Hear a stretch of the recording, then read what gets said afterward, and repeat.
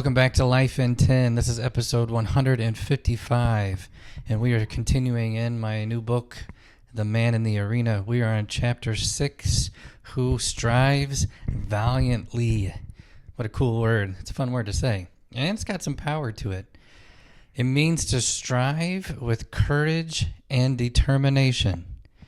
If you know me at all, you know I am a huge fan of Batman. You can actually see him right there. Some people think it's a sickness, and I understand because I love the character. I love what he stands for. And I use this analogy in the book. That's why you need to read it. But when you think about him, he didn't need to do any of that stuff. I mean, Bruce Wayne was a billionaire. His money got passed down by his parents that unfortunately passed away. And he could have and do whatever he wanted. He didn't have to go out there and do all this. He personally didn't owe anyone, to dress up like a vigilante and take on crime with gadgets and crazy martial arts and jiu-jitsu and all that stuff that he does. Each time, though, that he went out to address the enemy, it had to take some courage and determination. Had to.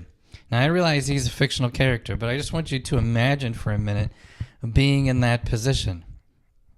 Many of us, we're there every day. I mean, it takes courage to do what you do every day. Even if you think in your own mind it's just a menial task, it takes a lot of courage, and you got to be determined to do it on many occasions.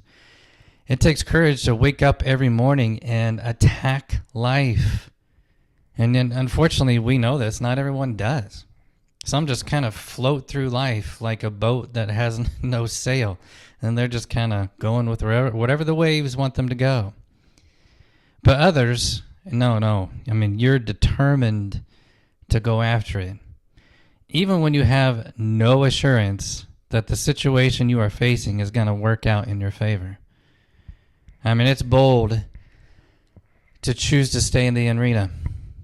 It'll take every ounce of courage and determination in your body to stay in the fight and to want to keep going. And like we just said, in many cases, it's much easier to give up. It's much easier to avoid the confrontation and to slide away and to hide.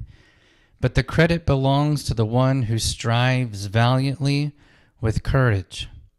I listen to, some of you know, Joe Rogan's podcast quite a bit, and he's had so many comedians on there who, in many cases, take the chance to kind of tell us about a little bit about their life and what they've gone through.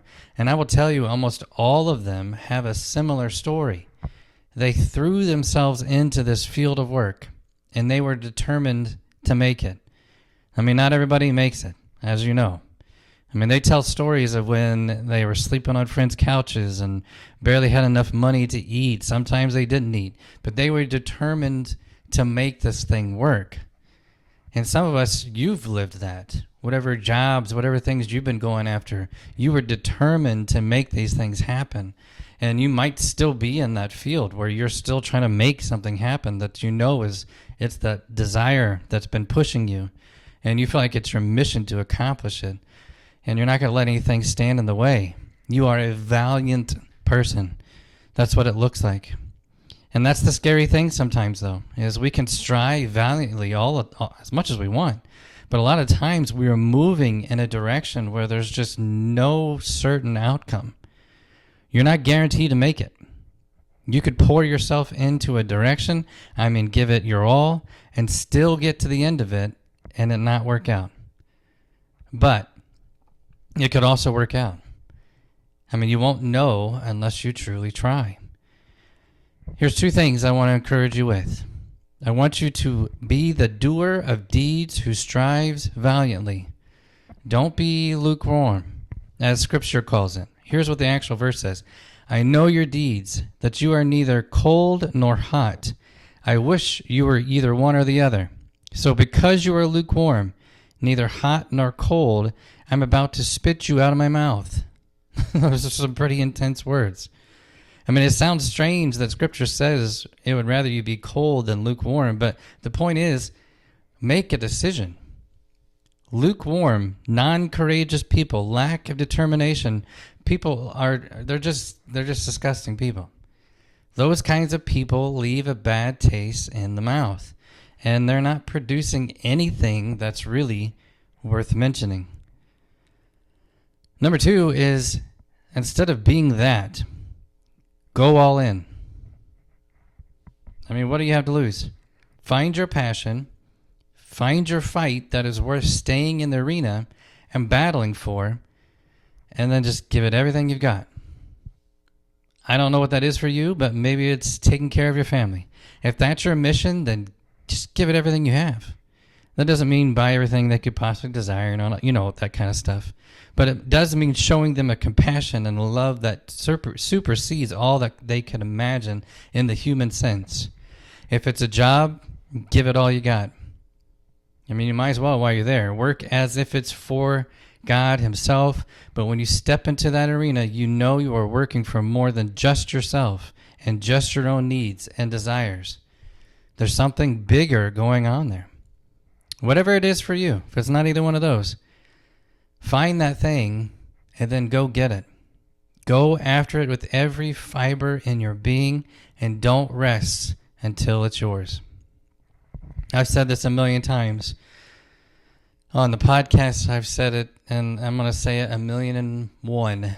My biggest fear in life is getting to the end of my life, and I'm on my deathbed, and I'm looking back at the way I lived my life, and I'm regretting it. I'm thinking, I wish I would have done this. I wish I would have done this. I wish I would have tried that. I don't want to get to that point in my life. I don't want to end up with regret. I am determined, and I am living my life boldly so that when I see my last moments on this earth, I can feel like I accomplished my mission. Now, I still have a long way to go. But that's my desire, and that's what wakes me up in the morning. So what is yours? What direction is your determination taking you? Whatever it is, I hope you're pursuing it with all you've got. Never forget that you are loved and you are highly valued. I'll see you next time.